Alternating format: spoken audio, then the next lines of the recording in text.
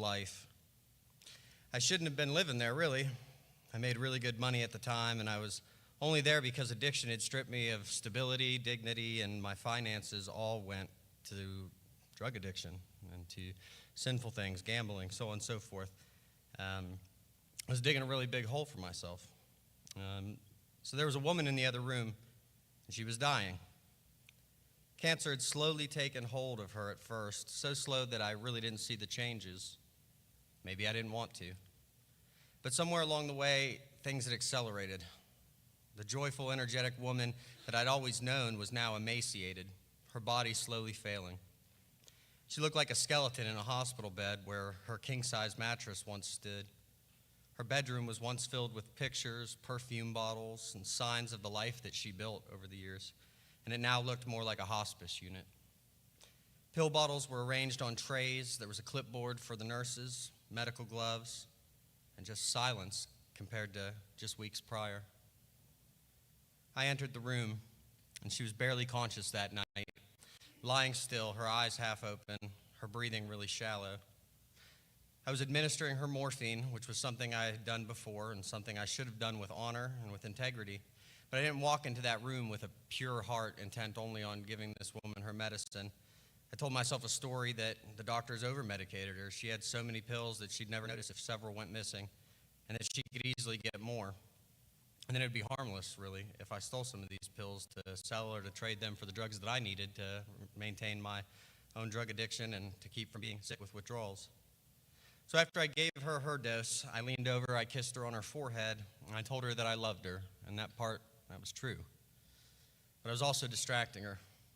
As I turned around, I began quietly unscrewing the pill bottle, and my hands memorized this motion after doing it for several weeks and potentially months. I poured 10, maybe 20 of the small tablets into my palm, and I gripped them tightly. And then I heard her voice.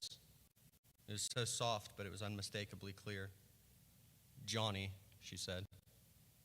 I turned around, and I looked at her, and she said, "Put them back." I hesitated. I was still trying to manipulate my way out of the situation and manipulate the moment. I said, "What do you mean?" And I asked that knowing full well what she meant. And that's when I saw it. A single tear began trailing down her cheek. She didn't scream at me. She couldn't scream at me. She was too weak. She didn't curse me.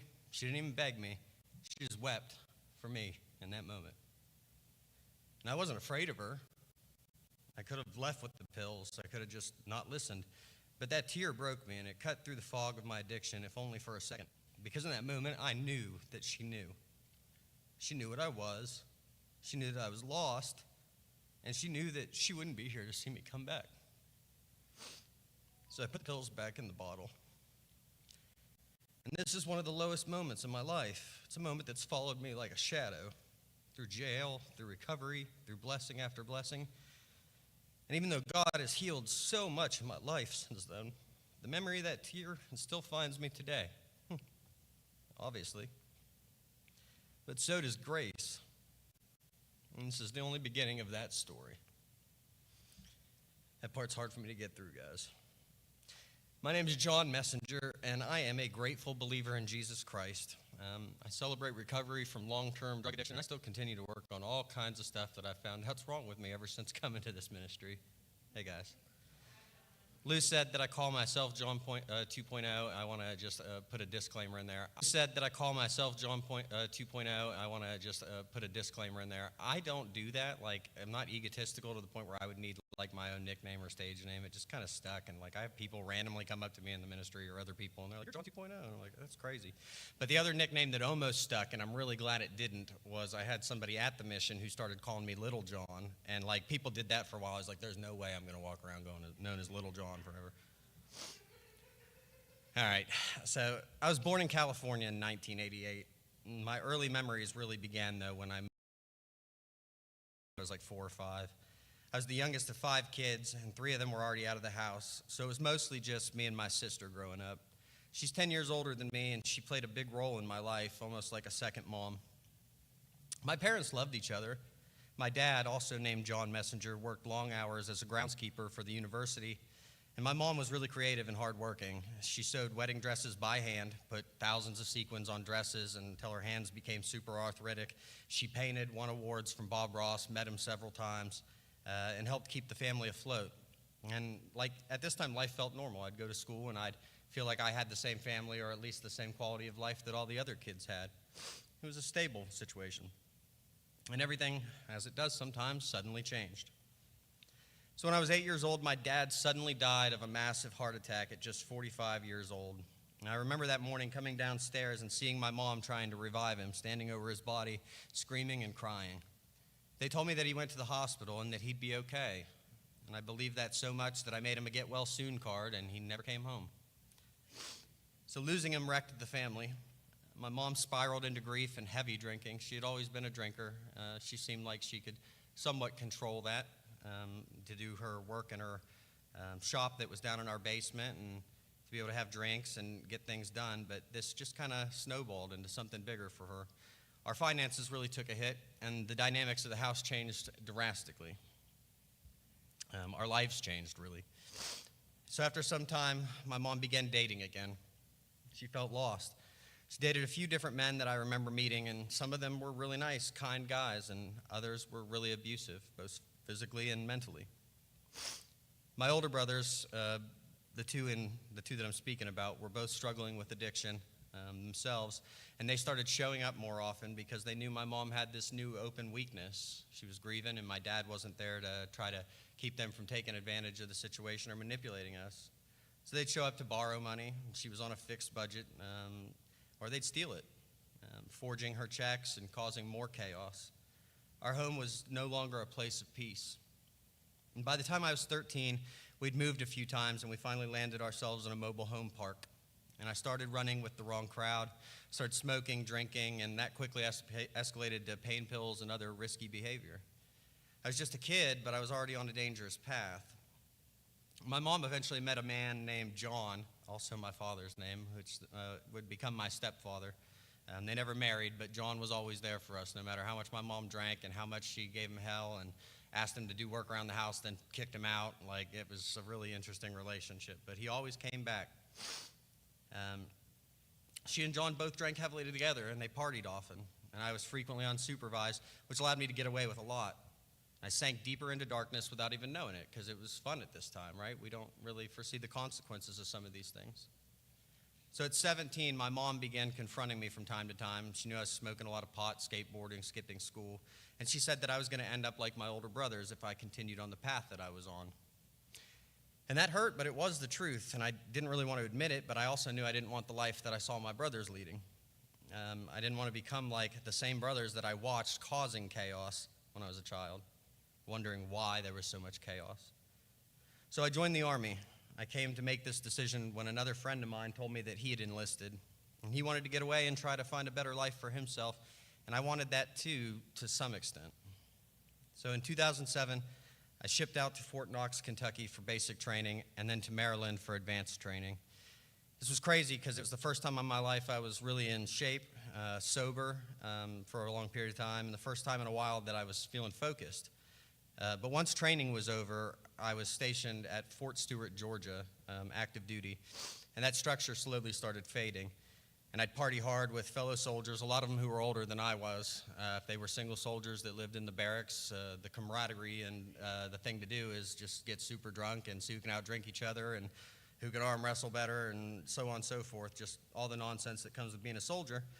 So that was alcohol, pills, and then down there I found myself doing a lot of ecstasy and cocaine. I felt really untouchable at this moment, though, like I was invincible. You know what I mean? I wore a uniform during the day. I was in something much bigger than myself. 1% is what the enlistment people tell you. Oh, you'll be so brave, you're joining 1%. Less than 1% of Americans do this. And it made me feel like I was like not mortal, I guess, and that I was outside of like the realm of consequences. But then came some unexpected news. We had a formation randomly one day when we were working at the motor pool, and like the colonel came and one of the generals, and they announced that we were deploying to Iraq in operation as part of Operation Iraqi Freedom and Operation New Dawn. I was 19, And I remember like watching 9/11 literally live unfold on TV when I was in middle school. I was literally in science class, and I remember the teacher crying. And I didn't really understand why it was such a big deal. Like, they sent us home, and my mom was crying and watching the news. I didn't really get it. But now I was being sent into that very war that started those events many years before as an adult. And deep down, I knew I wasn't ready for that, not emotionally and not spiritually and not mentally. Like, it changed everything. I no longer felt invincible. I was, to be honest, scared, and no one in that moment wants to ever admit they're scared. So what do we do as soldiers? We party harder. We just try to black it all out and just go with the moment. So after a brief stop in Germany and then some time in Kuwait, I found myself traveling in the back of a Chinook helicopter, one of about 7 of them, flying low and fast in blackout conditions. We were in a tight V formation and heading directly into Baghdad. It was pitch black outside. We didn't have any cabin lights on, so no one could target us with any type of explosives or anything. Then all I could see was just the faint glow from these lights scattered amongst these buildings that reminded me of like playing Call of Duty as a kid, but it was so much more realistic. And then you'd see a faint flicker of a rooftop light scattered beneath us in a land that I had no idea what to expect. I had no idea where I was. And so we landed at Forward Operating Base Falcon, which is deep in the heart of Baghdad. And today, my time in Iraq feels really distant. It's almost like a memory or a dream that never happened to me, because I realized the other day that I am getting old, and I've been out for 15 years. While I wasn't on the front lines kicking in doors as a mechanic, I heard blasts, I heard gunfire, I received gunfire, I experienced chaos, and I saw things that I still carry with me today. And I knew a lot of people who deployed with me that didn't get to come back home to their families.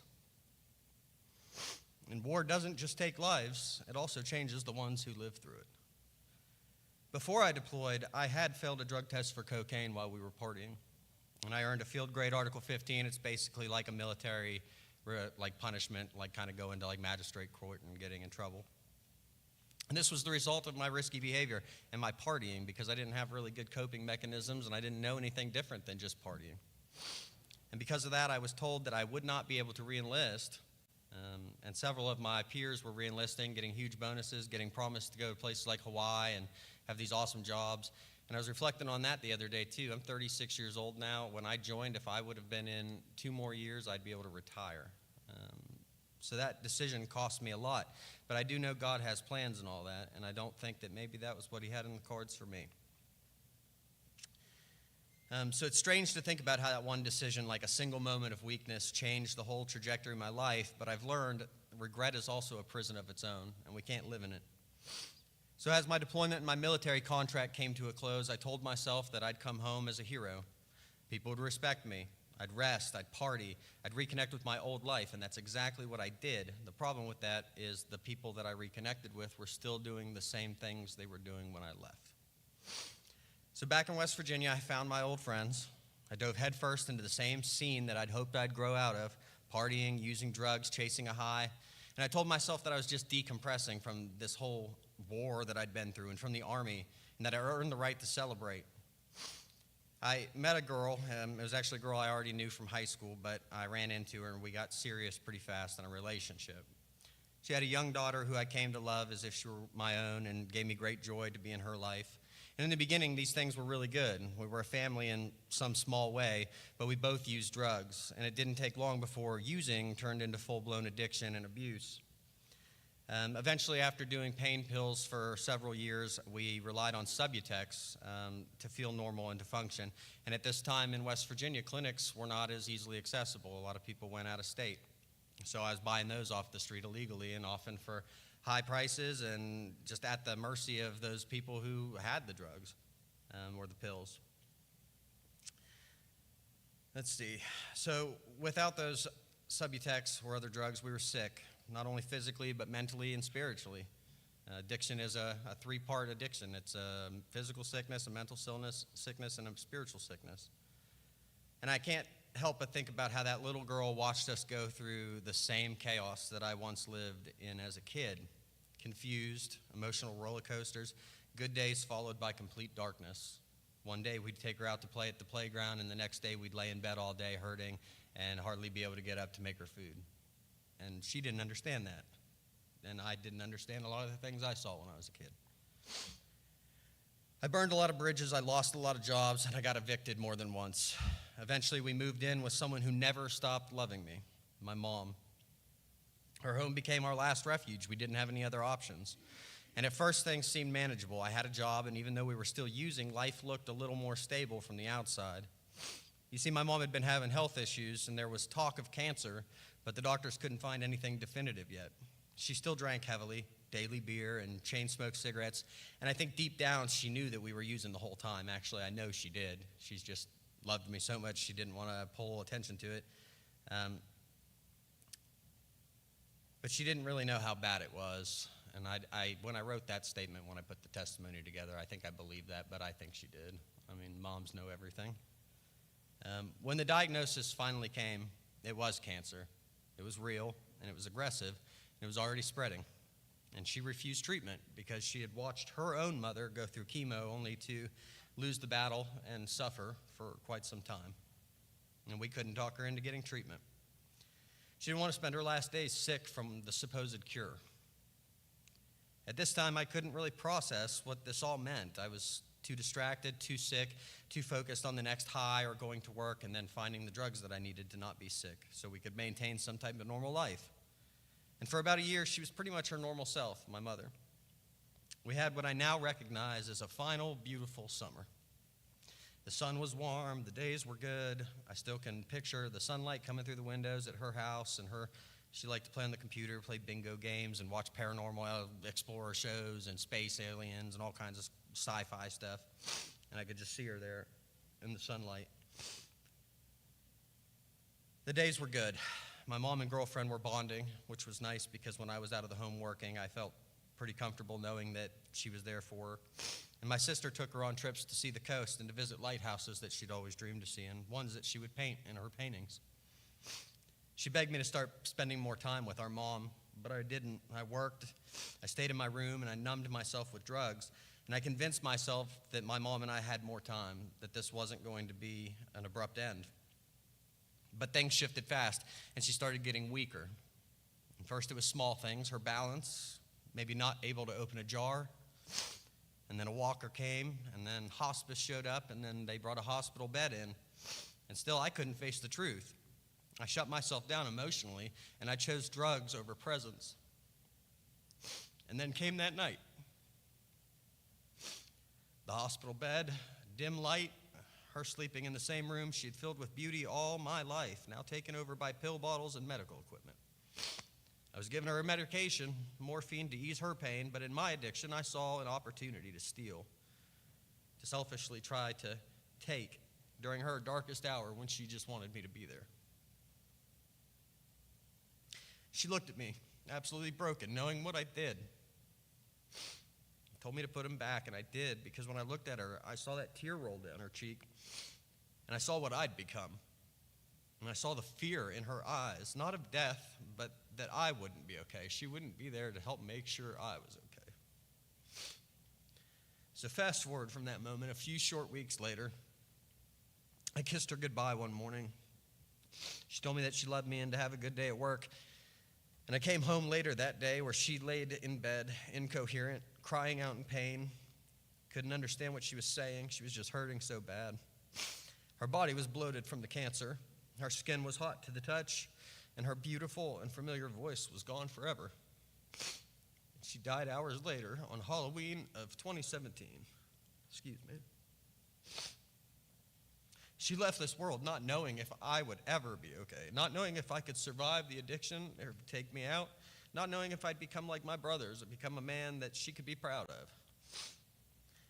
After this, I didn't return to work. I again had a good job somehow. I think it was because I worked away from the headquarters office. I was a service tech, so they didn't really see me very often. They paid me good money to do work, and I just didn't go back. My girlfriend and I started using meth along with the opiates and Subutex shortly after she died. And the house fell apart slowly. Dishes, trash, unpaid bills. My mom's home was once a place of love, and it became a prison of our own making. Eventually, we were kicked out. I got a small apartment in a bad part of town. This was during the time of COVID because I was on unemployment and they raised it. My older brother died on Halloween of 2019 of an overdose, the anniversary of my mom dying. And I often wonder if he potentiated what he did that night or his use because he was also grieving deep inside, knowing that he wasted a lot of time with her. And then my stepdad, John, died alone in his apartment and wasn't even found for several days after this because he had no one in his life. My mom was his only person, and I didn't visit him very often. I didn't even flinch or process these things in the moment. And that's why it hurts bad when I tell the story, is because I realize that I'm still grieving, and that's okay. I was too far gone. And the meth destroyed everything between me and my girlfriend/fiance at that time. And one night, an argument that spiraled out of control while we were on meth and seeking other drugs turned into an all-out fight, and violence broke out. It started as a mutual fight, and then I was arrested and charged with felony unlawful assault. They said that I over-defended myself and that my training in the Army probably meant that I knew advanced combatives, yada, yada, yada.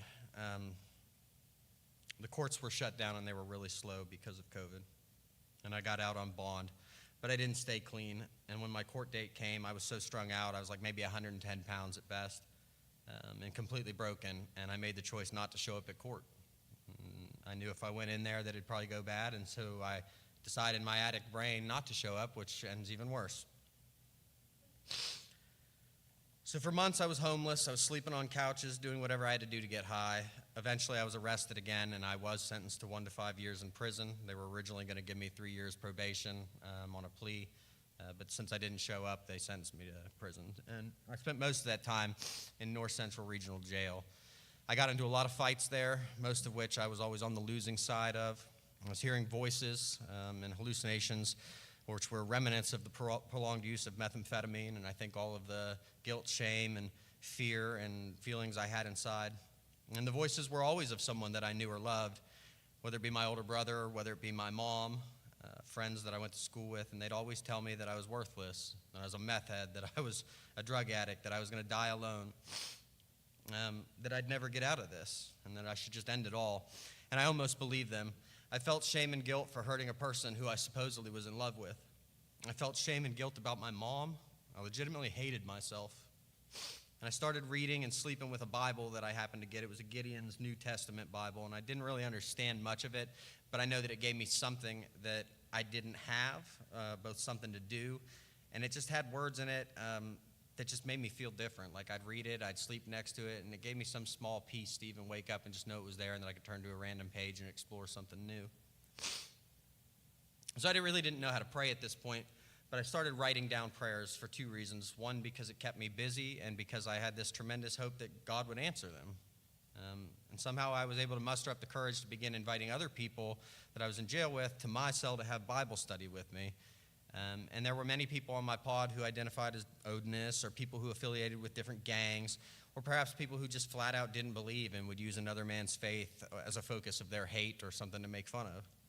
Despite all of this, the studies became fairly popular. I think the most I ever had in that tiny cell, I don't know if anybody's familiar with North Central Regional Jail, I think the most I ever had in there was 12 at once.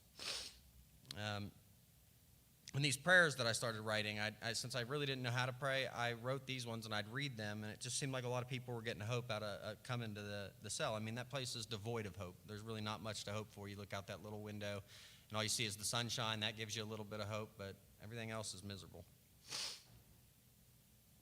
Let's see, where'd I go? But still, even throughout all this, I really didn't know if I believed the words that I was reading in the Bible, or the words I was praying, or if those things would ever come to fruition, or if God was even real. Eventually, I received a letter from my attorney, and they'd worked out a deal for me to be released from prison to attend treatment. After North Central, I went to St. Mary's for several months, and I didn't think I was going to get the alternative sentencing. And that was a really, really cool surprise, and I'm not going to get too far off on the side story of this, but the lady who helped me at the VA's last name is Moses, and I was reading Exodus the day that she showed up to talk to me. So that was really, really interesting. And she ended up being the one that worked a deal with my attorney and the court to get this alternative sentencing going. So one of my favorite They put me on 3 years probation still. So I got the original probation and I got to do the extra year. So they got me for an extra, I guess, year at the end of the day. My favorite, absolute scripture favorite, and that might change eventually because I've had several before. Psalm 23:6. Surely your goodness and love will follow me all the days of my life, and I will dwell in the house of the Lord forever. And I really started even liking that verse more and more when I realized that that's the song Goodness of God references whenever it hits the bridge. Your goodness is running after me. What I didn't realize was that God wasn't just following me, he was actively pursuing me. See, the Hebrew word used in Psalm 23:6 is radaf, and that translates more accurately to pursue. God's love had been chasing me through my darkest moments, and finally, maybe it was catching up. My first step was a 2-month program at the Clarksburg VA hospital, and there with other veterans, I found like a small sense of community. I cleaned up physically, I got my diet in order, and began learning some recovery tools. And then I got to go to the Clarksburg Mission, which is a long-term faith-based program. Mornings started with worship and devotionals from people of all backgrounds, and at first I resisted this. I really didn't want to be there. But it was better than prison, and I kept my eyes on the prize. I kind of went through the motions, but slowly something changed. Through Bible studies, step work, and structured recovery programming, I began to grow. I noticed it. I remember the day the light kind of turned on, and it was like I wasn't just faking it to make it. It was like I was really interested in what I was hearing. I worked the NA steps with a sponsor. I read scripture. I embraced Jesus. I was baptized in the Elk Creek, as Lou says, in April, which I definitely felt it. It was cold as can be. It was through the mission that I first walked through the doors of Celebrate Recovery, and that would become one of the biggest turning points both in my recovery and faith journeys. After graduating phase 1 of the mission, I moved into their sober living home. I took a job at the VA for a little while and began working for the mission shortly thereafter, picking up donations and bailing clothes. And during this time, I completed the first CR step study I was involved in, which was a deep emotional process, really, that helped me uncover the roots of my addiction and my identity and helped me peel back those layers of the onion that everybody always talks about. So Romans 5:8 says, God demonstrates his own love for us in this: while we were still sinners, Christ died for us. Having played guitar most of my life, I ended up joining our worship band at Celebrate Recovery in Clarksburg Baptist Church. And that was something new for me, too. There's just nothing like the presence of the Holy Spirit in worship and watching others lift their hands, singing through tears. And I felt a healing just doing that words can't even describe. And we weren't just praising. It's like we were all being restored. It's like we're all in it together. You just feel this energy, and I get chills. And that's what I like to think is like when God's present. Is like when you get chills from something beautiful. Like, it's just so amazing. So eventually I'd graduate to sober living, and I moved into my very own 2-bedroom apartment. And I rescued a cat that I found underneath a truck hiding in a trash pile over at the mission. And I named him Snuggles while working at the mission. And now Snuggles and I had a home. But God wasn't even done there. And soon after, I was promoted to manage the mission's veterans program. So suddenly, I was helping men who'd walked the same road I had. They were homeless, addicted, struggling to believe in their worth, and not necessarily sure what they believed about God. And now, by God's grace, I was put right in their path to maybe make a difference and introduce them to Jesus or be part of their restoration. He heals the brokenhearted and binds up their wounds. That's Psalm 147:3. At CR, I grew close with an amazing woman of God. She was really strong. She was beautiful. And we served in ministry together, and we built a friendship. And one night, a simple conversation about sushi turned into a first date, and that turned into many more. We started to grow in love. And this was different because it was a love rooted in Christ. It wasn't based off of drugs, toxicity, arguing, lust. And we both had pasts, but we were focused on the future. I'd eventually be asked to become the men's ministry leader at CR, and although I didn't feel ready, I accepted. And I've since realized that ministry comes in so many different forms, and none of us are ever truly qualified to be in ministry, I don't think. But it says, if anyone serves, they should do so with the strength God provides, so that in all things God may be praised through Jesus Christ. And that's found in 1 Peter. Then came something really unexpected. I was asked to help open a brand new inpatient recovery center in Clarksburg. They wanted me to serve as first the assistant to the director, which was Lou Hortenzia. And that imposter syndrome crept in again, right? Like I said, why me? Like, I have no business like being part of starting like a healthcare facility or yet let alone run one. I was just an addict on the street. So God doesn't equip the called. God doesn't call the equipped. He equips the called. And he did. And somehow I managed to get through writing policies, developing operations, hiring staff, coordinating with the state, getting licensure, learning all these things that I had no idea about when I started. And it wasn't easy, but it was critical work if we were going to open our doors for the people that needed help. And today, that facility is open and it's booming, and I walk through the halls and I see hope, I hear laughter, I see guys playing cards together, learning about recovery, healing, and you have to know, like, this is a healthcare facility. I can't go through there and literally preach Jesus down everybody's throats, but I've had over 50 guys that have graduated, like, literally gave their life to Jesus there and go be baptized and are, like, now continuing to go to church, and it's the most beautiful thing ever. So even though I couldn't outrightly do it, God's working in everybody's life, and that's what's happening.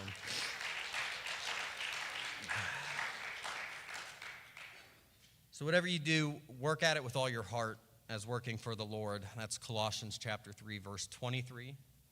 And then 1 Thessalonians 5:24 says, the one who calls you is faithful, and he will do it. Let that sink in for a second. The one who calls you is faithful, and he will do it. We don't do it. I'm literally starting to learn that more and more. I feel like I've learned it like a year ago. I feel like I learned it 6 months ago, and I just keep having these new spiritual awakenings and experiences that just, you always think you're there, and then he just shows you so much more how much he loves you, and it's immeasurable. I attended a Celebrate Recovery Summit in California, completed more step studies, and I led one. I moved into a larger apartment, and I no longer live alone. In September 2024 on the beach in Ocean City, I took a knee and I asked Nikki to marry me. And she said yes, because she's crazy. And in February 2025, we were married at Celebrate Recovery, at a Celebrate Recovery service, had a video testimony of the both of us, and we were married at the very place that our story began. The same altar that I've done altar calls at, the same altar I played songs on, the same altar where I've seen people saved, the same place where we go to church every Sunday. And my sister got to come in from Arizona, and she stood by my side acting as my best man. And after the wedding, I, quote-unquote, carried Nikki across the threshold of our home, and she hasn't left yet, which is really surprising. And yes, in case you're wondering, Snuggles is still our roommate. I'm now a husband and a stepfather to 3 wonderful kids. 2 of them are adult girls, but one is a 9-year-old boy who looks up to me and thinks I'm the coolest dude in the world for some reason. And that alone is enough to bring me to tears. It just did again, because years ago I couldn't even look myself in the mirror. Psalm 30:11. You've turned my mourning into dancing. You removed my sackcloth and you clothed me with joy. Psalm 51:12. Restore to me the joy of your salvation and grant me a willing spirit to sustain me. And that's one of the things I have to pray for all the time, because I don't necessarily pray for tangible things or try to make a really direct situation happen through prayer with God, but I just pray that he'll sustain me and give me what I need to make it to where he wants me to be. And this is what redemption looks like, I would have to say. I'm sure you guys are all living stories of what redemption looks like, and that's evidence of God. We might not see people grabbing cloths and being healed immediately in the streets, or Jesus bringing somebody right back from the dead, but we are seeing Jesus bring people back from the dead, folks. Still yet, I know God has more plans for my life. He's a beautiful author, but one thing is he doesn't finish the book until you take your last breath here and you go to be with him. And there will be moments of sorrow and there'll be difficulties, but God's going to see me through each of those moments of joy and happiness and sadness and pain. My mom once told me that if she died and there was an afterlife, that she'd make sure to come back and haunt me, just to let me know that it was real and probably to mess with me a little bit too. She liked watching that John Edwards crossing over and all that stuff, and she swore to me that she would make my life terrible and let me know at least that there was an afterlife. But to this day, I don't think I've been haunted, but maybe she's been doing something even better. Like maybe, just maybe, she's been working alongside God and Jesus and sitting with him to help deliver me into this new life of faith, purpose, and healing. And if she can see me now, I believe that the only tears that she's weeping are tears of joy, knowing that God's plan for my life is actively being fulfilled, that I found love, and that I finally stepped into the abundant life that he had waiting for me all along. And to the newcomer, I don't know where you're at in your recovery journey right now. Maybe you're hurting. Maybe you're numb. Maybe you're not even sure if you want to be here tonight. But I want you to know something. God has plans for your life. All of our lives, God has plans. You're never too far gone, you're not too broken, and you're not too late. The same God who pursued me, that word, through the jail cells, through addiction, broken homes, through Iraq, and the deepest valleys of shame that I lived in, that God is pursuing you guys too. And he's in the business of healing, the business of restoring and rebuilding lives. He takes the lowest points of our story and he uses them as launch pads for something brand new. Life's hard, and there's always going to be valleys, and sometimes you think you've been in the lowest valley, and then you find one that's even deeper. And there'll be tears.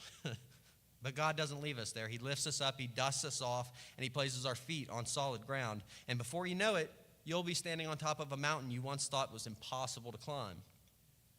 Psalm 40, verse 2, he lifted me out of the slimy pit, out of the mud and mire. He set my feet on a rock and gave me a firm place to stand. And then one more time, my favorite scripture, surely your goodness and love will follow me all the days of my life, and I will dwell in the house of the Lord forever. In short, I was lost in addiction, weighed down by shame, and bound for destruction. But God met me in my lowest place and began a healing that I never believed possible. I didn't even see it happening at first. And now I stand here today not as someone who's perfect, but as someone who's free. And I promise you, if he can do it for me, he can do it for you. And thanks for letting me share.